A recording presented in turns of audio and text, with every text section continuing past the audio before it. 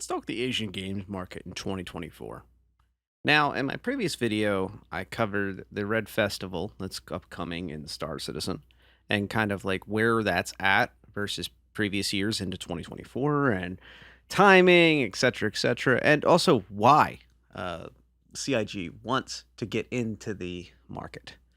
But I felt like there was some things I kind of left on the table and some new developments since I released that video that are kind of interesting, that are more generalized outside of the Star Citizen sphere. So, with that all out of the way, let's talk overall games market moves that I think are major impacts on the Asian games market. China has recently made a big splash about having these reforms targeted at in-game transactions, games that are have an in-game wallet, daily login rewards, and many other little measures kind of aimed at the idea of these microtransactions and trying to engage players day after day in a targeted way, I guess, would be kind of me paraphrasing the emphasis that they're trying to place on these things based on if we're trying to read between the lines. China quietly removed the person who made the announcement from their position, and that these initiatives have not been spoken about since, and also there has been no official moves towards them. So that basically is a tentative nod to me that they either are reworking them or they are not going to have those movements. So I think the entire game industry can breathe a massive sigh of relief for one of these large markets, with one of the largest markets in the world for game makers, not having to meet yet more quotas and reforms and such on their overall game systems. That's not me saying that I like microtransactions, that I like in-game wallets, or don't like them. I am trying to stay neutral on that concept and just commenting that this is something that was pushed. Now, in the back to the Star Citizen community, there was a lot of talk of because of the large push towards the gaming market that is in Asia, and China being the one of the largest markets there. There is this discussion of, oh, will this change everything? Will this change the way they sell ships? Will this change the way they do in-game deployments? And the answer does not seem to be yes. It seems to be pushing towards keeping the current status quo, which is using local vendors. And that's not something just in China. And it's not just something targeting the game that I referred to. It's also something that all games need to face. And that is the concept of having local companies that you partner with that are acceptable to the tax structure and to the regulations of each country in this environment. It's not like the EU. It's not like North America. These are places where you need to meet the needs of each and every one of these different regulators, country by country. And there is more of a focus on localization. And that word is slowly but surely being less and less about languages and other barriers of entry of literally how to be accessible to people there. And it's more about how do you get hosted there? How do you get acceptable for monetization of your products in that space? And because languages famously recently can be done by AI. You have these providers of products that are allowing you to take your translation, whatever language it started in, and being able to take that language and bring it into a local aspect. Also, for many years, we've had people that are linguists that can take those and take those and faithfully reproduce those into other languages, those translators as well. So if you want to take it a step further, if you want to make sure you add quality and dimension, have referenced in the past success stories such as Netflix is a great example of being able to not only translate into different languages, but also have these co-located places where you can take your products and host them in different places that are acceptable to many different countries. Now, on to that topic, we're finding that the gaming industry is less important about literally being able to download and play the game even in your own language, which is once again a great advancement. It's wonderful to have games be more accessible to everyone, but particularly in the Asian market, one of the other problems is how do you host people playing the game, showing it to others? So it's no secret that one of the biggest moves in marketing in gaming is people being able to produce videos about the products and stream about the new game or the game that had a recent update or something like that to be able to get in front of as many eyes as possible. Now, on a small scale, you can talk about clips being put on Twitter/X or TikTok or whatever streaming platform that is on small scale video. But when we're really talking about more dedicated and interested people in these different realms, we really need to talk about YouTube and Twitch. They're the two players in the block. And there are some smaller ones as well. And more importantly, for the Asian market, there are local um, competitors that are in these places. Baidu being one of the most famous ones. Once again, back to China. However, one of the big advancements for 2024 to watch out for is that Twitch is pulling out of South Korea. And that is a very big blow to the options that people that are covering these games, people that are trying to share their experiences while playing can do. And that also kind of has a hidden problem for gaming. South Korea is a huge market for gaming. People spend a lot of money on games there and enjoy them. And some of the most frantic fans, some of the most popular games have their huge fan bases there. Uh, and what sure you can point to number of people that live there versus other countries, etc., but they're willing to spend on those games and they're dedicated to them. So let's just stick with that concept.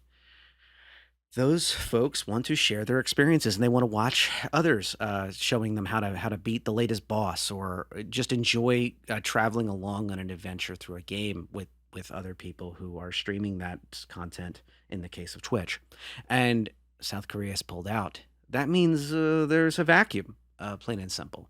Now, it's no secret that Twitch globally has had some serious problems lately. They recently, it's about 33% approximate of their workforce just got laid off, 500 people.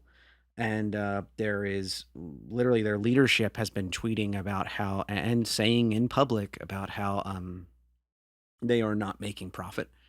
And it's been no secret that Twitch is Amazon and Amazon is Twitch. And that is kind of a weird concept for many, I think, is that when you see the identity of Twitch, you don't remember that Amazon is kind of their well, their doting father, basically, for lack of a better term, when you talk about company concepts here.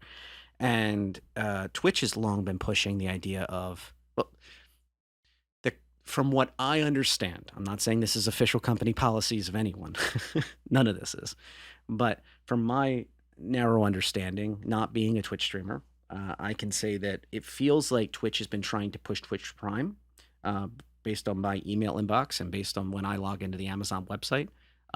They certainly are targeting me to take part in Twitch Prime and trying to push the emphasis on the idea of being able to get my Prime account on Amazon. And one of the huge benefits is the gaming side of house, where it gives me these extra benefits. It gives me the ability to support Twitch streamers, is my understanding. And I have not taken them up on it recently, but in the past, I did have a Twitch Prime account, and I took part in that for the in-game benefits, different games that decided to work with the process and also give a nod to different things. I can think of some of the AI based as Twitch streams that were fascinating me at different times, and I chose to try to support them through my Twitch Prime benefits. I think that's how it worked out. And I can think of a few different things that I would not like to see Twitch go. I'm not a streamer. I am not somebody who is fascinated with the idea of doing streaming. I prefer being able to do videos, especially as a hobbyist. It's not. This isn't a job for me. And uh, I would say that I don't want to see Twitch go, and I at the same time I struggle to kind of picture a process to profitability for this platform. You're talking about streaming incredible amounts of HD video, and unlike YouTube, where you're hearing this, where we literally have the ability to compress the files and they can be pre-rendered out at the smallest packages possible. There's easier monetization of different things where you can add advertising, take away advertising. It's a packaged piece of content. It's an understandable thing. To give an example, it would be like comparing a what's a what's a good example here?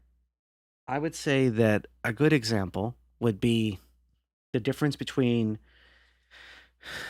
a uh, a 50-pound bag of salt versus whatever whatever processes raw a number of salt in a huge pile. This is the best example I can think of off the top of my head, and I'm trying to be careful.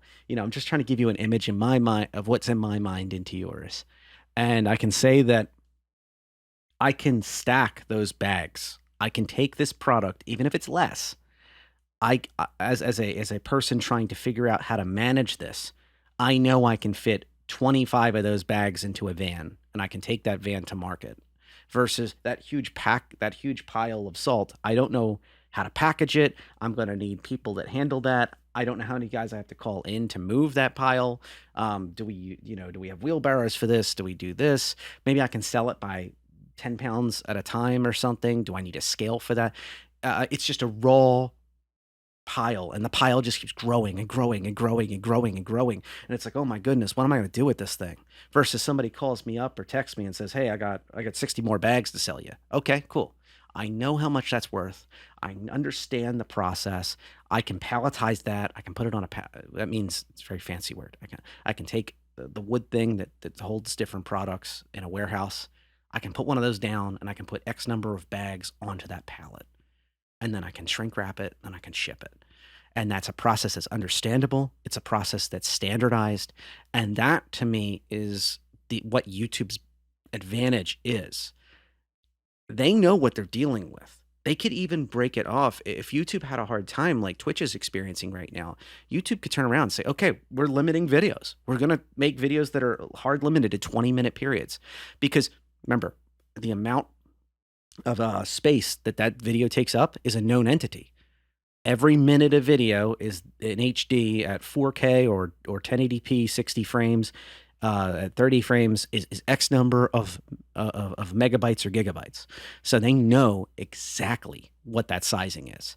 And if they want to localize, they can easily localize that product by taking that. And I firmly believe what's going to happen is they're going to have an AI in the next year or two that'll literally take video and hard translate it, and you'll be able to manually review it or automated review it afterwards. But I think that's what's going to happen. I think YouTube has a better path to monetization, and well, they're a successful company, so I think that tells you everything you need to know. Now, to be fair, no one truly knows, except for Google, knows what YouTube's what YouTube's at right now. No one. Not a single soul outside of YouTube's leadership knows that fact, that I know of anyway. If you find something, throw it in the comments, because I'd be fascinated. I know people have estimates. I know people have ideas, and some people have loudly said that YouTube isn't making money, but we can't say that for certain. We can say that about Twitch because the CEO came out and said it. Sorry, executives. Before I get pitchforks out. Some of the executives have come out and directly said it, that they have made not 1 month of income for some time. And that's a big problem. You have a streaming product, once again, that can vary. Now, there are ways to handle this. I think Twitch could turn around and say, we are going to have this product that is you as a streamer, especially if you're in these categories. Like, you can start ranking the categories of streaming, how many people view them, what type of viewership is it what advertisers want to see. That's an important factor here. If it's just streaming in a coffee shop somewhere, that's eyes watching it, sure, but that's not dedicated fans, and that's also people that aren't going to be clicking on a link that pops up on an advertisement. So if it's a stream of classical music and feel good holiday music for different holidays, and it's playing in the background at some coffee shop somewhere, which I've seen with my own two eyes, um, that's not going to be the same kind of useful fan base for monetization as people that are dedicated about a specific game, a specific movie, a genre of music that will literally watch and listen to that on their own, on their rides home from work or to work, when they're sitting at home playing their own games or just surfing the web or whatever. That's the people I think that Twitch would want to be targeting is people that are willing to spend their free time enjoying this content one on one with the creator. And I think that's the most valuable group of people. And that's not just for monetization before you get this wrong idea. I think this is kind of like a Maslow hierarchy needs situation, which is picture a triangle in your head. And if you don't have the base levels of that triangle covered, you can't have the higher things. So at the top of that triangle is is that pure expression that you truly connect with the creator and you truly enjoy that content so much so it makes you feel something. That's what I think we're all working towards, right? But in order to have that, we need to have those lower levels of the triangle done. And that in a large part of that triangle would be monetization, at least at a basic level. Now, that's not to say it's more important. It's not. But we need to start hitting those levels in these for the in particular for Twitch. It's a survival situation.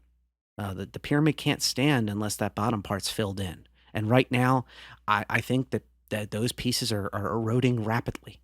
The support clearly is not great.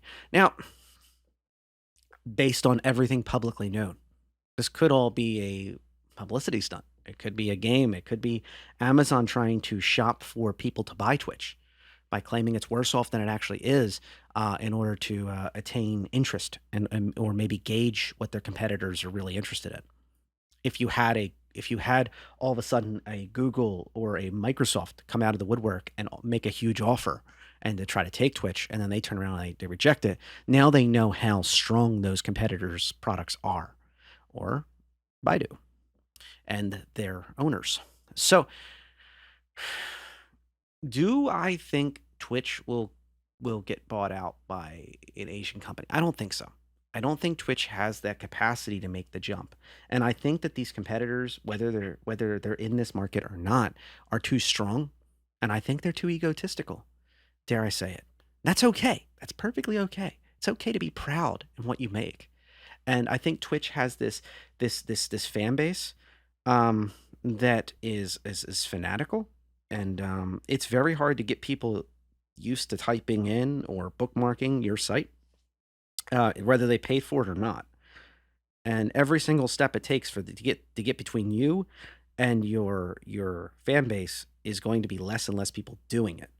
So, do I think that Twitch is going to fail tomorrow? No. Do I think they're going to get bought out tomorrow? No.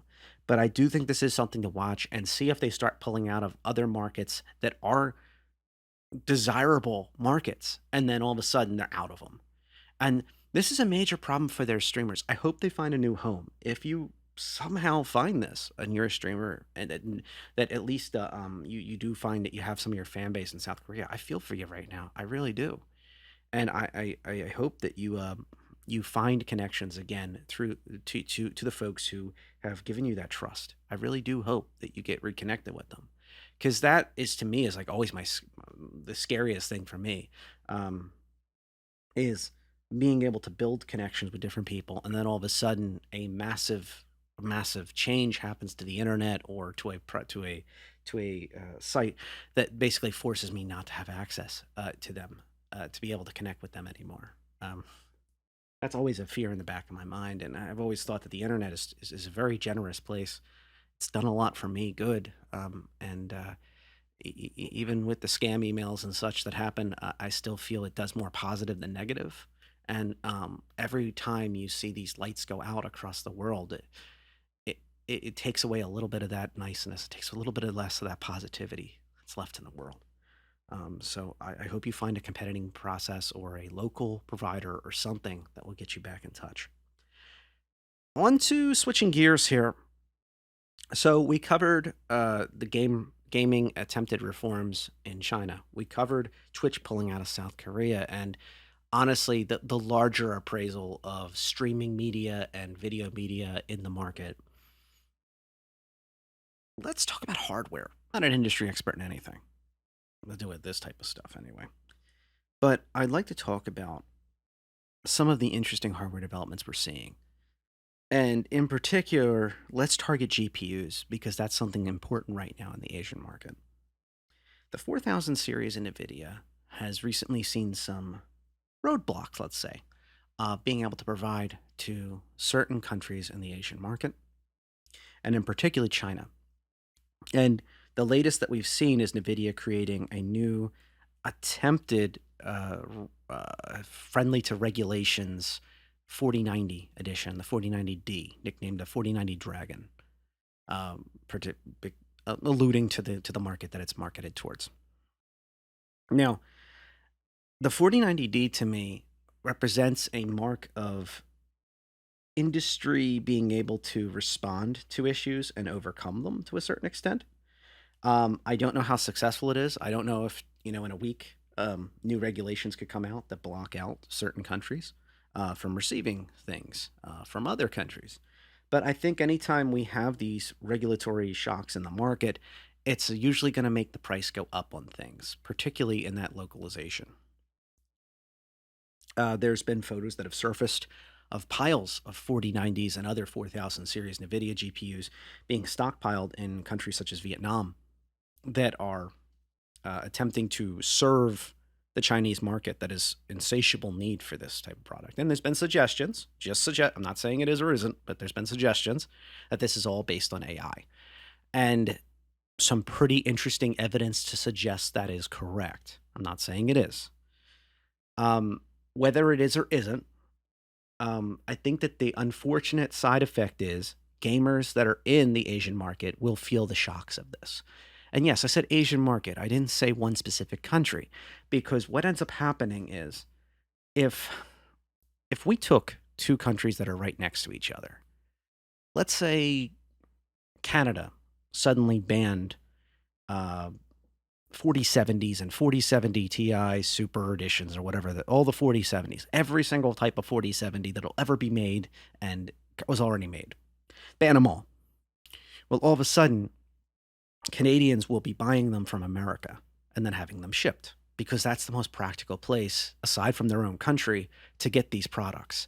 They'll be trying to come over the border. They'll be trying to get them physically shipped and brought in. And whether they're successful or not is anybody's guess. This is all theoretical, right? But if you were to ban all those 4070s from these two countries that are next to each other, one country will experience a deficit of them, and the other country will experience a insatiable need for them. It's kind of funny how that works. Now, the smarter crews may turn around in that country that has the deficit and turn around and say, okay, well, I'll upgrade. And because I'm not going to downgrade, I truly spec'd out my needs, and I decided that this is what I need. And I picked 4070 on purpose because that's a pretty decent card for a gamer, and it's within the realm of spending capacity for most gamers, especially if you really saved up and this is the first upgrade you've done in years, et cetera, et cetera. And you get a good sale, whatever. But you're not going to get any good sales on this stuff if there's this type of thing that suddenly happens. So you upgrade to the 4080. There's nothing, though, above the 4090, unfortunately. There is no path to suddenly, okay, so this was targeted for one reason or another. I'm going to skip that graphics card and go up a tier. So suddenly gamers in these markets will find their stores, whether they're in the regulated nation or not, empty of that product, unless the product's made in that country. They'll suddenly find it empty of that product. And the unfortunate side effect here is they have no room for upgrades. So I think gaming community as well as media developers, so people that are working on 4090s for sciences and creating content, will be hit the hardest by this restriction. And I'm not saying it's a good or bad restriction. I don't have any opinion whatsoever on this thing. I'm just stating exactly what's going on and saying that there will be long term impacts, I feel, on the GPU market in Asia. And that also means, interestingly, a lot of games that are developed in the Asian and for the Asian markets may have lower graphics needs. So, this is kind of an interesting side effect. But what we've seen in previous GPU generations is when GPU developments get dragged on, they don't release a new series. The new series is sillily expensive and nobody's buying them. What ends up happening is you have to develop your products for the market you actually have. So if the majority of people can't even run your game, you're not going to develop the game for that. You may have ultra high settings in your settings, but they really aren't going to spend too much time working on those. You're going to be working on your medium settings and your high settings, etc., and even your low settings for people with the lowest graphics cards and the lowest running on laptops that can't handle the extra heat and the extra processing capacity needed for the graphics. So what's going to happen is you're going to have this uh, mediocrity in development. And games like our beloved Star Citizen are one of the ones that will experience, I think, the biggest hit to this. Those clouds will still look rough for most players. And I think that this is something that is worth mentioning. You have, in the ideal circumstance, my understanding is you would develop for the future. So if you're developing a game today and your intention is to market it in 2 years or 3 years, you would develop on the latest and greatest tech now. So ideally, in 2 or 3 years, the average is that. So if you were developing on a 3090, that's a good idea back in the day because now the idea would be that most people would have in their hands a 4070 or at the very least a 4060 Ti edition or something like that or whatever. And that card might not be able to hit exactly what a 3090 can do, but the theory was supposed to be that that card could do most of what a 3090 could do. And now your ultra high settings are your 4080, your 4090 using our terms, and your high setting, medium setting, and low are just more of a choice of how many FPS do you really want. So unless you're talking about like a Twitch shooter or something like that, where it's like super tight and you have to have as many FPS as much FPS as possible for competitive or some type of game like that, or a League of Legends type game or something, where you got to have so many clicks per minute, or if they ever make another StarCraft, um, you need those. You need those insane clicks per minute. But everyone else in the world is wants that. I think. I might say something controversial here, but I honestly, my opinion is once you hit 120 frames, I don't see the point of any more. My monitors are set for up to 144, and I keep them on 120.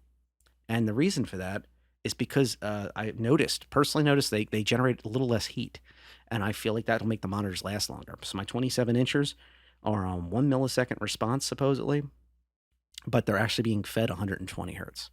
I don't understand that either, but I will say with VR headsets, they do like the frames, and 120 tends to be steady.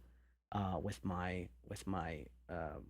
Vive. God, the Vive's like a 60, 90, something like that. But my index does run 120. And I think if we're going to start pushing towards augmented reality, spatial computing that you want to talk about, or just pure VR, the frames matter a lot more. If you're talking about competitive Twitch shooting, it's the Twitch shooters and stuff, sure, whatever. But for the vast majority of games, when you start hitting that 120 mark, we can start talking about more graphics development. And that's where I kind of see the stunted development kind of risking happening. For gaming, at least. For gaming, if we're just sticking to that. Productivity is a whole nother ballgame. I kind of hinted a little bit at that, but content providers, sciences that are working and such. And yes, AI will be hit the hardest by having less RAM on their GPUs, less fast RAM on their GPUs, and also having less CUDA cores to process everything and tensor cores if we're talking NVIDIA. So, uh, where is hardware at? Well, right now, I don't think we've really seen the full effects of these new regulations on GPU hardware. I think that as the markets slowly lose a lot of their product, and if the rumors are to be believed, less of the product are being mass produced, I think we'll slowly see price increases. Luckily, there is a lot more games that are focusing down their DLSS and FSR needs. Now, on a recent video, I covered specifically Star Citizen that talked about how they're working on older versions of DLSS 2.0, for example, specifically, and also FSR products. So if that rumor holds true, FSR in particular, it was noted in the comments section of that video. Shout out to everyone who took part in that discussion. Uh, FSR in particular, because it's open source and because it can be used on older NVIDIA products just as much as it can be used on your AMD products, that seems to be the way forward. DLSS is kind of a cherry on top. Now, I contend that I feel like once again we go back to frictionless here. DLSS is a good idea to still maintain standards for and keep working towards as well while you're working towards FSR. Because plain and simple, a lot of people will update their graphics cards eventually if it annoys them enough, and they will do it, or they buy a new card and they just install it with it. Um, but they won't go out of their way to download 50 different types of standards. In this case, to be fair, it's two. It's two, to be fair. But if FSR does not come with their card, if it's a NVIDIA-based product, they probably won't go get it. Now, some will, but you're more dedicated fans, you're more understanding and more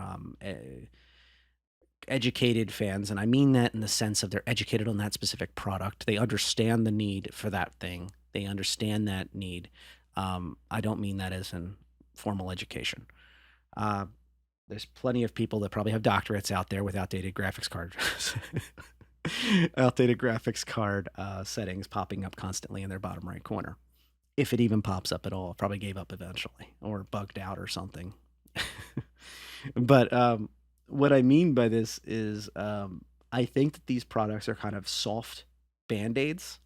They're the gauze pads trying to wrap themselves around an injury, and there needs to be a deeper work done. There needs to be some metal added in there, or some or external exterior fixation that's added to really patch that broken bone, not just splint it with some gauze and some sticks. And the frustration here, I think, is a lot of people still cannot justify splurging on graphics cards, and especially I think this, dare I say it, impacts groups of computers more, especially if you're using them for non-commercial uses. If you run a successful gaming cafe or a competitive gaming center or something, um, you can literally get a bank loan for that. You can justify, and you're gaining income every month off of those products. You can justify getting the latest and greatest, especially if you need to be able to show it off to people.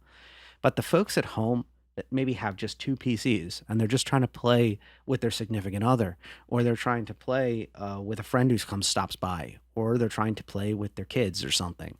When you start talking about more than one PC, and it's a group of PCs that are used for just in pure and loving gaming, um, those folks are really hit the hardest. And I see DLSS and FSR. Yes, FSR the most. It's great to see it being open source and being usable by everybody. These are wonderful initiatives to be able to take older cards and prolong their life. I am frustrated though because I see them more as a band aid, like I said, or a splint, than an actual way to fix the problem. It's much bigger. That's much, much, much bigger than what those things can possibly do by themselves. And that's not entirely fair. I see these type of products, these type of simulated and AI, if you believe these companies, benefited processes that run through different games and try to optimize them and such, and have these fake frames. If you're okay with that, I see them as a nice to have. They shouldn't be necessary for everyone. They should be for the people that want to run on ultra high settings on a reasonably priced graphics card that just wants a little more oomph, or they want to do maybe some machinima or some other thing that needs that higher quality for that period, or maybe they just want to experience that much more of what the next card up could do if they did it. Is it really worth it for my money? Is it? You know, I kind of see them as that. I just don't see them as something that should need to be always on. Unfortunately, they are. And the other elephant in the room is we haven't heard a peep about things like RTX and other types of ray tracing technologies from these companies because the frame rates are so abysmal. These cards, especially if you're going below the flagship products and the insane amount of power draw and size they are and cost, of course, cost. Um, these products are just they're untouchable, and unfortunately, we're never going to see that path forward.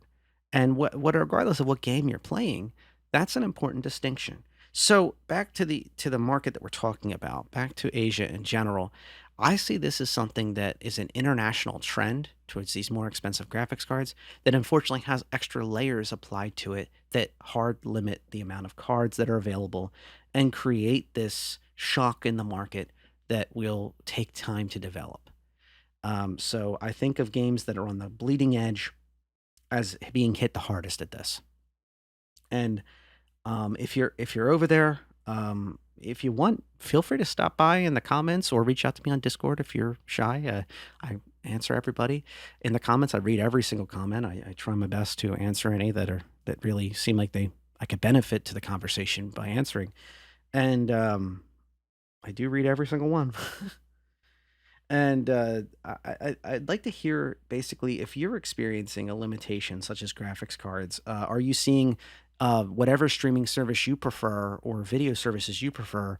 Are you experiencing any limitations based on your region? And I'm not asking you to give away your personal information. I'm just saying like in your country or your general region, you could even just keep it simple and just say if you're experiencing these issues or not because based on what we're hearing all the way over here in North America, and in particular, I'm from the United States, we're hearing in our news media, in our social media circles, in our blogs, that these things are having an impact. And these are what I'm hearing about over here. There might be things that I literally have not heard about. And I wish you the best with your challenges because I think that this should be a wonderful year for upcoming games. I think that there's a lot of interesting things coming up on the horizon, in particular for VR, AR, and spatial computing. And I see these hardware limitations and gaming limitations in general as having a knock-on effect into that market, and that would be a shame. So that's all I got for now. Don't forget to subscribe if you haven't already. Thank you to my long-term subscribers for being here. I make this content as much for you as I do for myself nowadays, and I mean that in every single way you can imagine. Thank y'all.